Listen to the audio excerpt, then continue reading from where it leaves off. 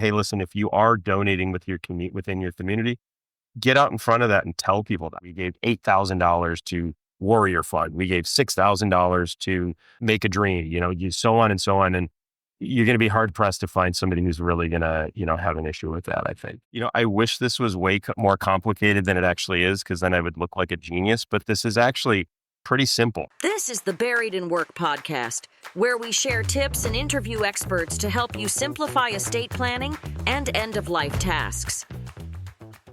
Kevin McKay is the director of Cremation Recycling, a division of Mid-States Recycling, though for people in the industry, that's MSR, where he oversees business development, customer support, and professional education within the cremation sector. He has deep roots in the industry. He worked for MSR for nearly 15 years, first as a customer, and since 2016, he's been a team member. He's passionate about demystifying the cremation recycling process and helping crematory owners make informed decisions about post-cremation metal handling, which is a topic that most consumers probably know nothing about.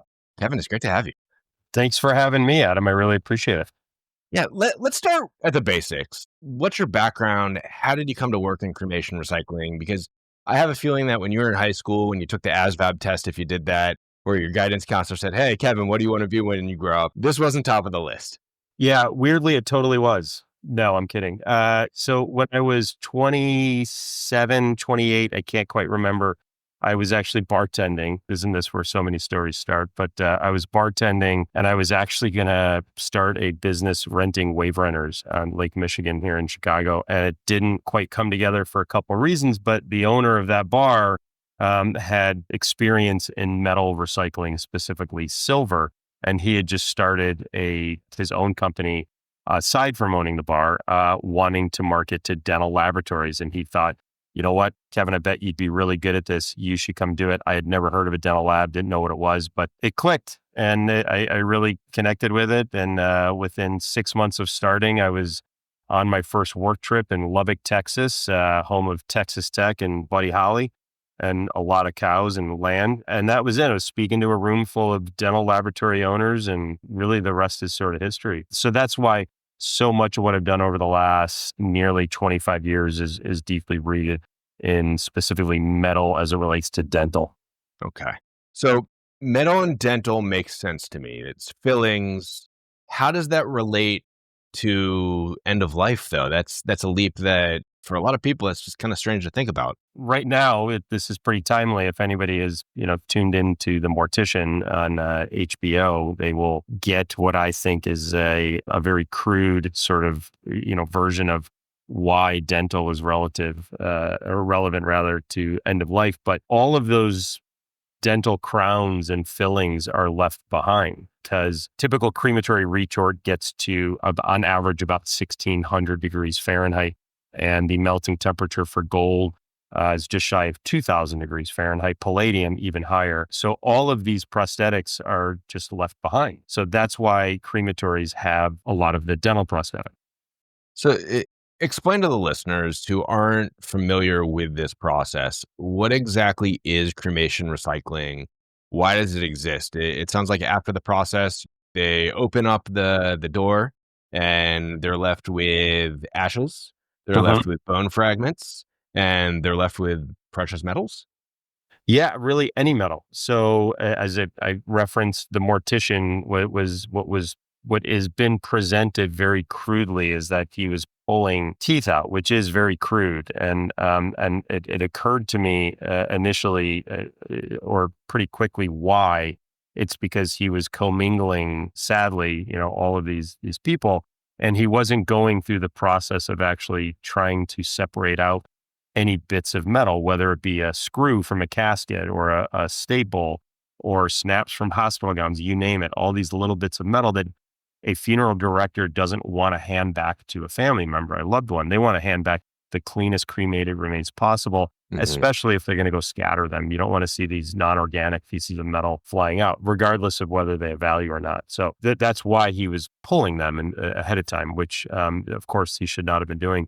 But when somebody is put into a retort to be cremated, all of the body is going to be reduced really down to bone. I'm not a crematory operator, so please don't quote me on that. I'm sure an operator out there can correct me there. So a hip or a knee, for instance, or dental prosthetics. Anything that was put in to help that person while they were alive has a melt temperature that's way above where a crematory retort is going to be. So it's naturally going to just be sitting there. Where we came in is we have provided the solution to the need, which is if they didn't have somebody to recycle that metal, they'd be throwing away, because those are the only two options, is either throw away or recycle these metals. And in some cases, even at the average size crematory that's doing 400 cremations a year, they would still generate several hundred pounds of heavy metals that would otherwise wind up in a landfill. And these are not biodegradable, at least not in our lifetime. So they're just sitting in a landfill. The alternative to that, which makes a lot of sense, is to just reuse them. Mm-hmm. Not reuse a hip and a knee, but to melt this down and have those metals go and be repurposed. How does it work from start to finish? A company would engage you guys. You send them a big bin and say, hey, throw all your metals in here. We'll sort it for you and give you a cut. What's that process look like? Yeah, that's a pretty good understanding of it. We personally use 11-gallon steel drums. We found them to be the most secure. They can handle the most weight, and we handle everything via UPS, believe it or not. So we pick up drums from all over Canada, all over the United States, Hawaii, Puerto Rico even.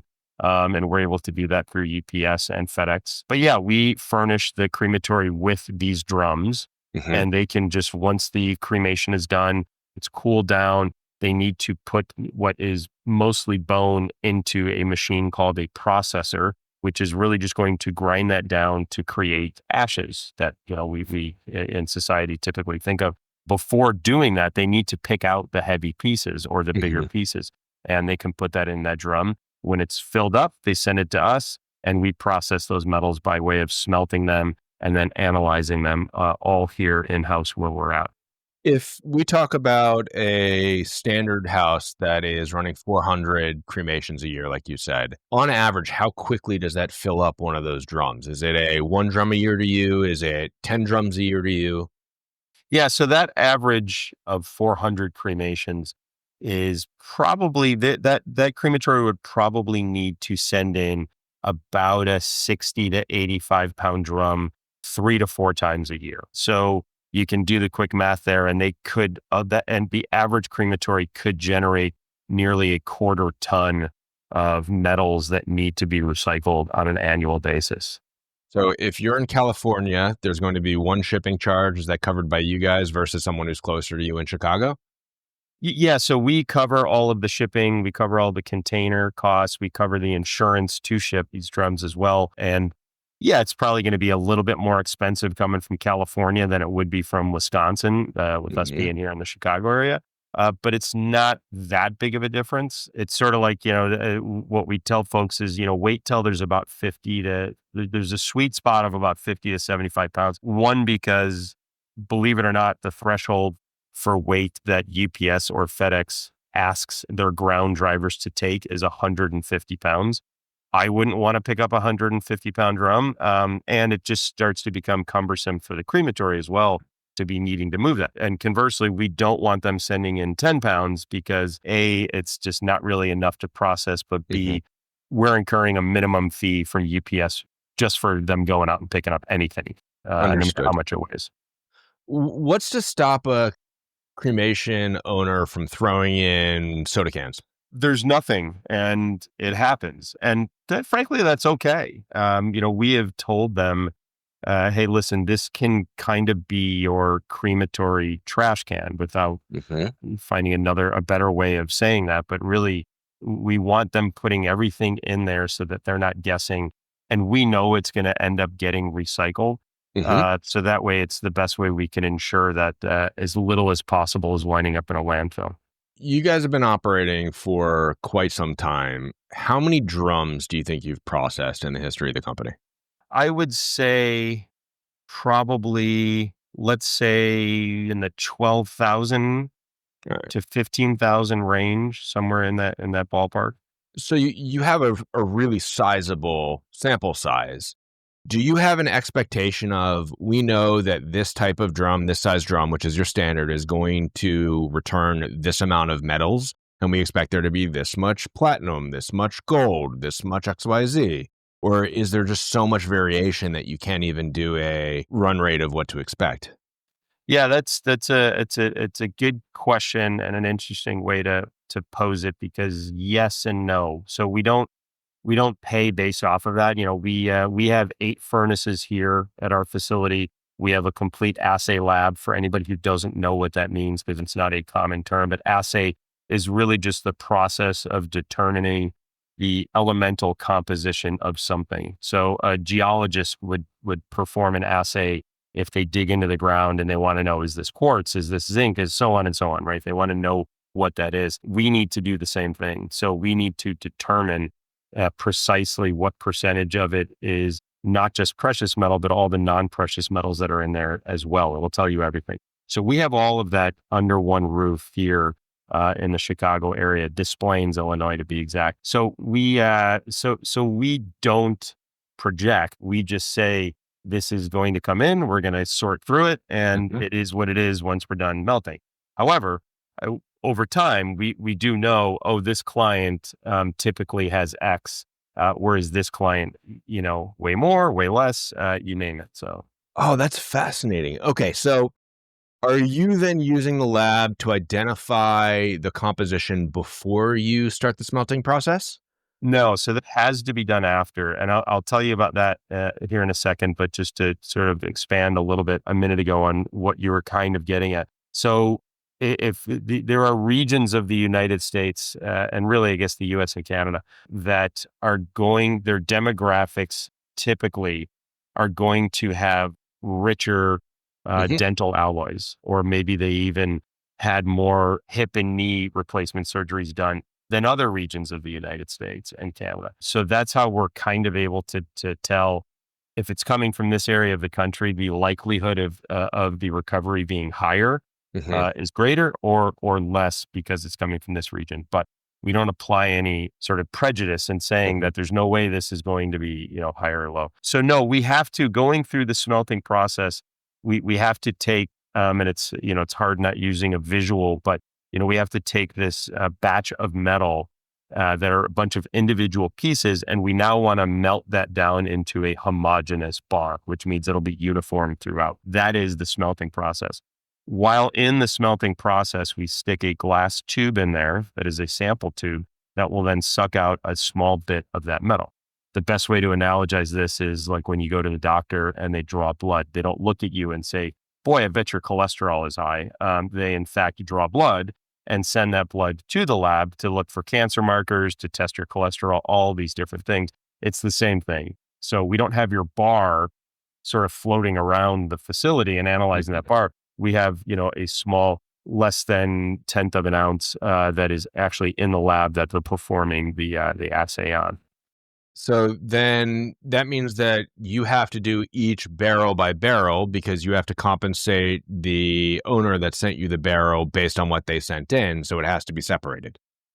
Exactly. And this is where it becomes the difference. Really, I get asked often, as you can imagine, from crematory owners, tell me how or why you're better than your competitors. And it seems like a pretty basic question, and it is to a large extent. But for us, it is the transparency in not only allowing people, prospective clients and current clients, to come into our facility, see it, walk the floor, get an education of what goes into this process, but also the reporting that comes with it afterward, which is a recycler using, giving you very detailed, comprehensive reporting, or are they just sort of saying, hey, you had $2,000 in there, for instance, right? It's the level of reporting for us is very important, because we feel as if that crematory is tasking us with finding out exactly what they sent us. That is our job, first and foremost, is giving them those results. If they then want us to purchase those metals, we obviously do that as well. So yes, to answer your question, putting that all together, we could certainly do, but there's no way we could report back to an individual precisely what they had if we mixed it in with anybody else's. I want to come back to this point in a second, but before we get there, I'm really interested in the geography note that you said, that some areas have higher value metals or a higher likelihood of having a certain type of procedure done, which I didn't think about before we started chatting, and I imagine many people haven't. With cremation facilities, with funeral homes spread around the country, does that mean that there is a greater density of facilities that are utilizing this type of process or technology in certain areas versus areas where they may not have as many precious metals in people that are getting cremated? So when you said processing, did you mean the equipment like the processor, the actual equipment that is a processor, or are you talking about just recycling? Just the recycling, so the value. So if you live in New York City, let's just say Mhm. that there's a lot of gold fillings, there's a lot of titanium, hip replacements, knee replacements, that might be much more valuable than a more impoverished location in the country that just doesn't have that standard of healthcare for everybody, typically saying. And obviously I'm overgeneralizing here. Yeah. Would it be more likely for the New York facility to recycle with you or a competitor versus the other, or is there no rhyme or reason? So if you put your heat map of customers, are there blank areas that line up with socioeconomic factors? So I hope, a good way to sort of answer that.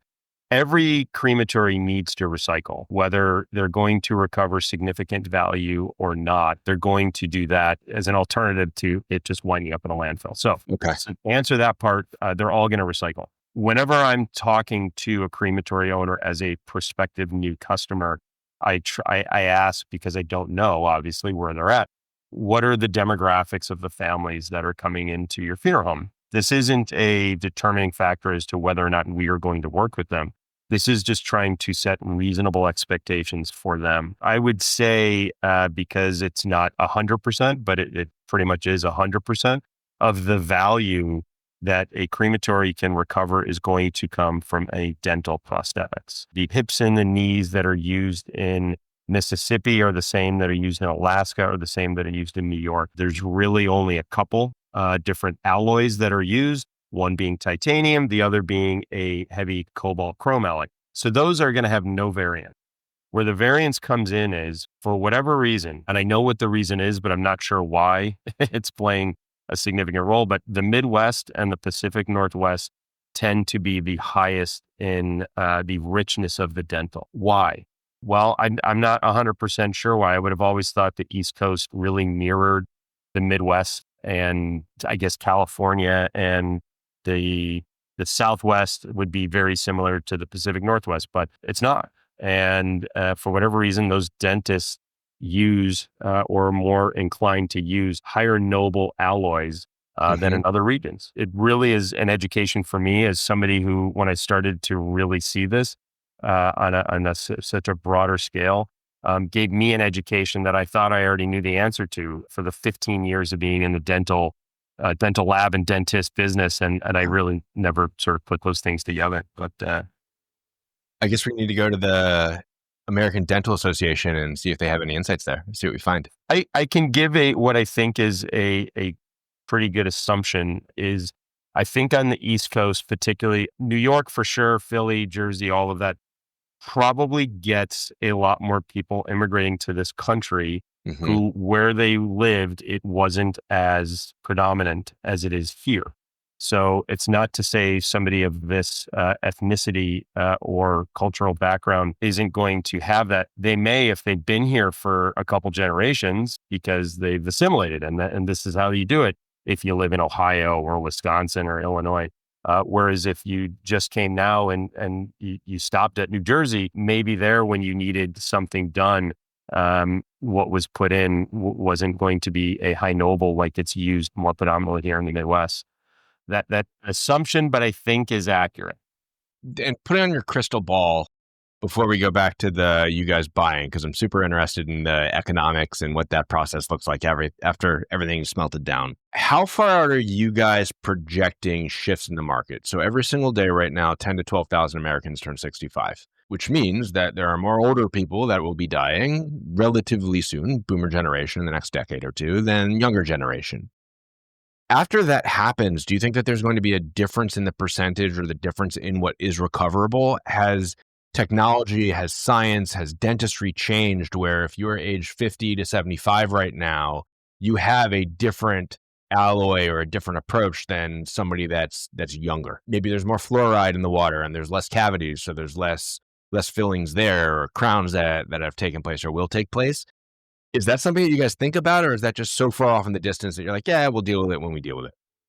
Yeah, it's a really good observation, and we get asked that. I wouldn't say often, but we definitely get asked that, and it's pointed out, right? So that tells me that person who's pointing it out, who doesn't have any background in dental at all, has a buddy who's a dentist or went to the dental office and was curious, so asked. So I'll answer this a few ways. One is about 20-ish years ago, metal-free alternatives started coming into the dental space, and they've really taken off because dental offices can use CAD/CAM machines now. There was a time if you went to go get an impression, they'd put that goop in your mouth and it would harden, and they'd send that off to a lab. 2 weeks later, come back in. That lab has made your crown. We'll put it in. Hopefully it fits. Well, today they can digitally take that X-ray, and within about an hour, they have a machine that mills it, and they have the porcelain or zirconia crown they can put right in the mouth. So for ease and simplicity, that has really become pretty prevalent. Does that mean all metal prosthetics are gone? No, but they have gone down considerably. I will say, sort of expand on that a bit. I don't market to dental laboratories at all anymore. Not even a little bit, 0%. I don't market to them at all because there's not enough there as a real revenue stream. But I'm 51 years old. I've got probably 8 gold prosthetics in my mouth. Let's hope I live another 35 years. Those will still be there. So gold and palladium.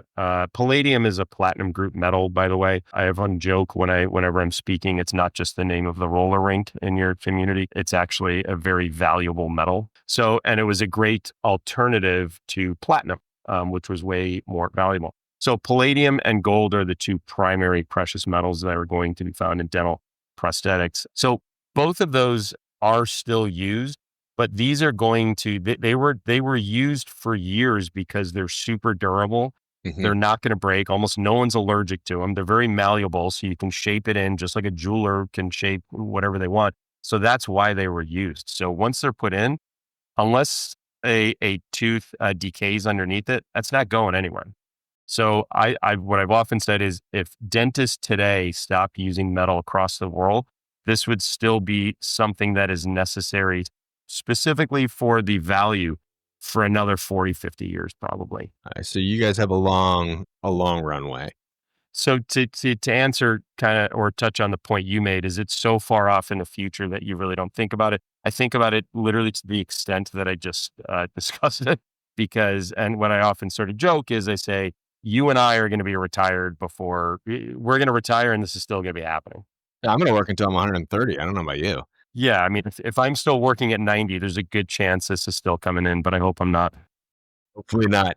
And you may have gotten the cavities because growing up in Chicago, that's where M&Ms and Mars and Ferrari Candy and Brocs are all located there. So that's something to think about. I don't know. Yeah. All right. So you've smelted everything down. You've sent it off to the lab. You get your analysis. They come out in these ingots, let's say, or bricks. What happens? Are you guys, you said buying it from the facility, or you're not sending it back to them? Correct. Yeah. So, I was kind of sort of framing it in a way of what are really the steps and supporting the idea. Like first and foremost, a crematory is saying, here is some metal. Can you tell me precisely what I have? Yes. So that is job number one. And what goes into that is I need to smelt it down, and then I need to analyze it, which is the assay process. Then I can say you have precisely X amount of gold, silver, platinum, and palladium. If I priced it right this minute at the current market price, here's what the value would be. Would you like me to do that? At that point, they don't need to. If somebody had an issue with it, we do still have their bar of metal. They could take it back. They don't, but they do have that option. Or, you know what? I don't want to price it right now. I actually think the gold market's going to continue to go up. Can you just consign it and essentially just put it into a pool? We're large enough that a lot of people have confidence in that, and we say sure. So that number will not change. Meaning, if you had 5.3 ounces of gold, you have 5.3 ounces of gold. The market will have an impact on what that value is from today to tomorrow or a year from now. But what will not change is the amount that you have. So first things first is we've determined precisely what you have. the final step is what would you like to do? So when someone says, I want to put it in the pool or I want to sell it, is that where you guys get your money from? Are you taking a percentage for service fees and processing? Because you obviously have a high level of costs. You've got the shipping to start with, you've got the containers, you've got all the employees that are working there, you've got furnaces, and I'm curious about, is it a blast furnace or an EAF, which is an electric arc furnace? Is it induction? Like, how are you guys doing that? Because that source of energy has costs also. So what does that look like? How are you guys making your money off of the whole process? So they are induction furnaces, and I'm impressed that you knew to even ask that. And frankly, you probably even know a little bit more than me because I don't have to stand out there at those furnaces. But they are induction furnaces. But yes, this is an expensive business, and what I talk about a lot to current clients and prospective clients is I have no fear in saying we charge more than any of our competitors. We charge 10%. I think my closest competitor is half of that. And some are an even higher or an even lower percentage. Sorry. We also charge a fee to process it. None of our competitors charge that. And the reason why I say that with a lot of confidence is because I know when I ultimately pay that back, it's going to be significantly more than one of our competitors was paying out. Meaning, the fee really doesn't mean much if you don't provide, comprehensive data to support what you're reporting. But yeah, it is a very expensive process. We do a tremendous amount of business, not just in the cremation space, but in pawn shops, jewelry manufacturers, industrial, to name a few. So we process a tremendous amount of precious metal. All of it is based on the amount coming in. So we take, as I mentioned, 10%. We don't speculate on the market. So no money made on, if gold's up today, I'm thrilled because it's worth more than it was yesterday. And that means more to the clients, and that means more for us as well, because we're getting a percentage of it. So to answer your question, that's entirely where we make the money, is on a percentage of what was sent in. And I think that's probably why you're able to get so many customers that you have, is because you're offering this additional service of transparency, of hand-holding along the way. To note on the induction furnace, this is something I was going to drill you on, so I don't have to drill you as hard. Yeah. Induction furnaces are based on electricity, and electricity, depending on where you're coming from, you can have multiple different sources. There's coal, there's nuclear, there's wind, there's hydro. But the idea is that the larger facilities that you have to create the energy, the cleaner it is. And then when you go down that pipeline and choosing your different variables, that energy has cleaner sources, nuclear being very clean, wind being very clean. But there's all those strange questions like, what happens to a wind blade when it ends up in a landfill? How clean is that? Now, because you guys are using induction and mass electricity that I'm assuming you're buying from grid, that means that you're not burning coal, which is good for the environment, right? It's helping the process recycling, good for the environment, good for everything. Are there other benefits, though, to the environment for doing this? Have you guys ever tried to figure out, like, this is our impact? Do you have an environmental score that you give internally? Or is this nope, we're doing good things, we're making money off of it, and that's good enough? So a carbon footprint, if you will. Yep. Is that what you're asking? Yeah. So there are rather a couple of clients that we work with that actually ask us to tell them, we sent X. What does that actually translate to? So for instance, we can figure out how many BTUs of energy from recycling precious metals and steel resulted in or countered the amount of metals that needed to be mined, for instance. Okay. So if we were to say, hey, we put back another, 1,000 pounds of steel, then this much coal didn't need to be burned to actually cover this from the earth. So I think that's kind of what you were asking. Yeah. Is how do we really come up with that carbon footprint? And yeah, there are ways to do that. And it's great because you can show that, right? You can say, hey, but at the end of the day, even if it was a slightly still dirty process because the energy companies are still only providing this in order for us to run our induction furnaces, for instance, it's light years better than having mounds and mounds of these heavy, non-biodegradable metals just sitting in a landfill. Absolutely. And it doesn't go to say that metals that you guys are putting back into the market are getting reused. You have to look at the entire mining industry of what would happen to claim those metals from the ground in the first place. And that leaves the question of, where do your recycled metals end up? Who uses them, and for what? Is it all applications, or is it just, no, we sell to one specific type of thing? Yeah, so it's kind of cool is when it comes to precious metals, those are going to go off to, so just to give you an understanding of the sort of chain of custody or circle of life here. So 30 years ago, it became a dental prosthetic that went into somebody's mouth. All right. And then they pass away, and then it comes to us. Okay. And then now it's been pooled in with a bunch of other metal from that crematory, and it gets melted. And we've then said, here's exactly what it is. Then what? Well, we are going to sell that off to somebody who is really a fabricator. And they truly need to be a refiner. I say that because some competitors that we not work with, but go up against, I suppose, claim to be a refiner. Well, you don't need to be a refiner as it relates to a crematory. You need to be somebody who smelts and analyzes. That's it. Smelter and assayer. But a refiner, if they're going to fabricate something, just sort of making this up, but if Boeing needs a wire that's a specific gold, silver, tungsten alloy, they're going to make that, and they are going to need to find a fabricator to make that. Well, that fabricator needs to look at somebody like us and say, hey, I need 750 ounces of pure gold.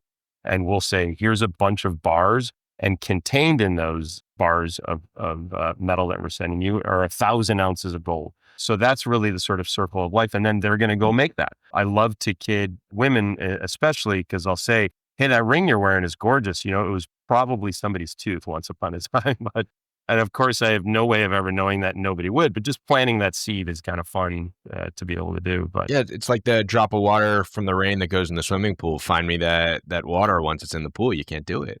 Right. We are the step of taking it from what it was to what it will essentially potentially be. And because precious metals are so valuable, obviously it's going to be utilized.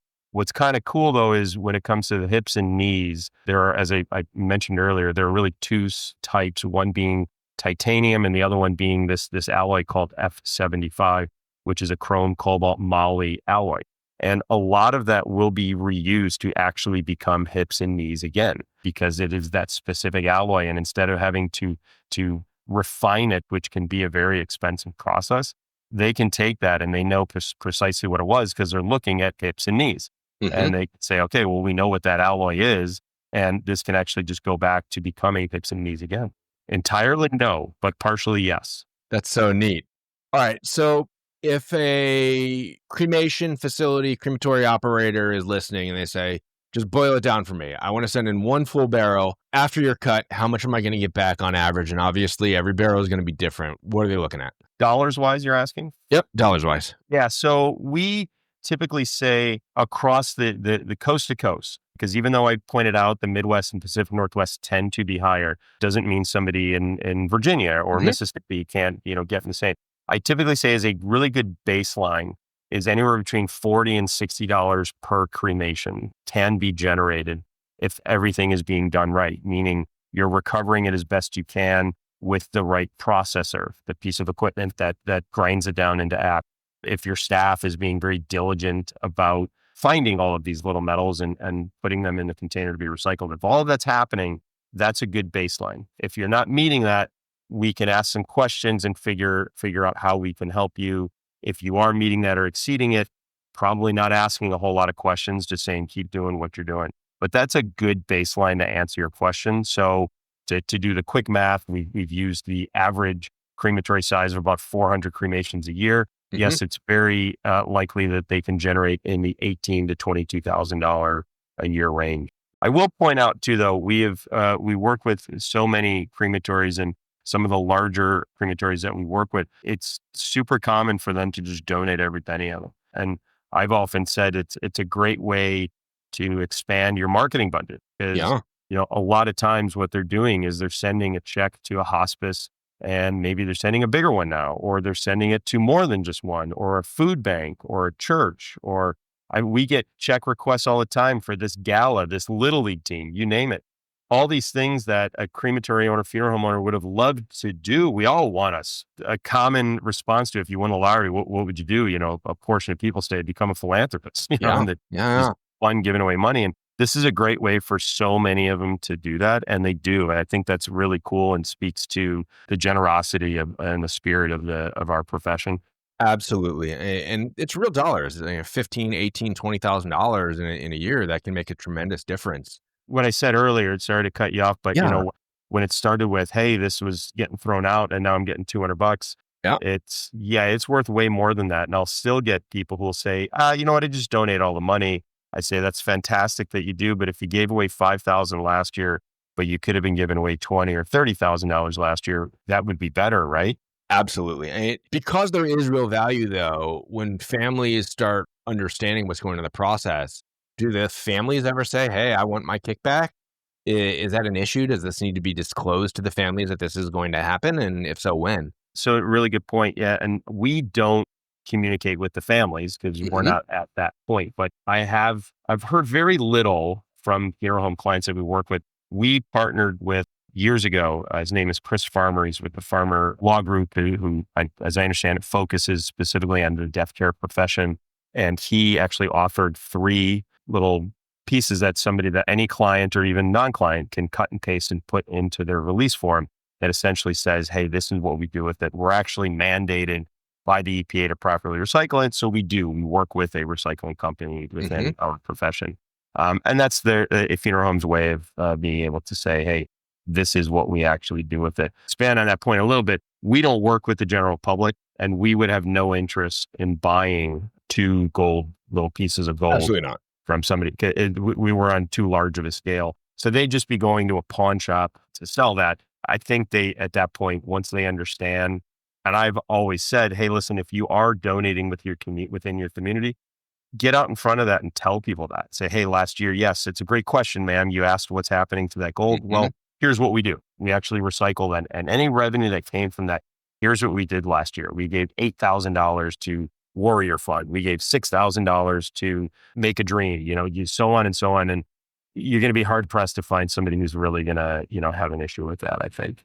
I love that. Okay. It's a good way to help them out. I'll ask you one more question and then we'll wrap the conversation for the day. I've listened to a bunch of your interviews, podcasts, right up on the industry, got a whole dossier put together like we normally do about the industry before we chatted. And you've been asked a lot of questions. You're clearly one of the leading experts in the field. What's something that people don't ask you that they should? Wow, that's a good question. Well, I guess I'll say this. Sometimes, I wish this was way more complicated than it actually is, because then I would look like a genius. But this is actually pretty simple. And when it gets down to it, if I'm talking to a crematory owner for an hour, they've probably asked everything they could, except for the little minutia that's not like a burning question that if like, boy, if anybody knew. I would say I wish I had a better answer for you there, but I'll say this, that there is a really cool thing that happens that a lot of crematory owners are asking now is, what do I do with the pacemakers? And pacemakers, if you don't know, funeral director or crematory operator needs to actually pull that out. Yeah. Before they go into the retort, because it would blow up. Well, there's an organization called My Heart, Your Heart out of the University of Michigan that actually works as best they can to refurbish as many of these as possible. And they send them off to countries where people who need them otherwise wouldn't get them because of financial restrictions. And they actually find doctors in that region as well that are willing to do the procedure, obviously all at cost. And talk about a circle of life. This is a great way to handle these prosthetics that then otherwise get recycled, the ones that can't be reused. So if anybody is not asking that, I would say they should be looking into that, because I'll get people who finally hear about it and say, I got hundreds of pounds of that stuff. And it's like, well, because they probably weren't thinking of it. And now that they do, they send them off in all of their recycling loads, because there is not only an easy solution, but a really good one at that. So Amazing. Kevin, thank you again for sharing your knowledge, your experience with us. Before we wrap up, if there are directors out there that want to get in contact with you guys, what's the best way for them to find you? yeah, so our website is pretty simple. It's cremationrecycling.com. If you go there, you'll find a ton of great info. We have some videos on there and step-by-step, and obviously the contact info. Anybody who calls the main number and is asking about cremation, it automatically goes to me. I am at times out of the office quite a bit. So if I am, all of that gets forwarded to me. So that's the easiest way. But also, KMcKay at cremationrecycling.com is my email. And we'll drop that in the podcast episode notes. Kevin, thanks for the hat. Thank you so much. This was great. Thanks for listening to another episode of the Buried in Work podcast. Remember, you can save 10% on our estate preparation package and games with code podcast10 at buriedinwork.com.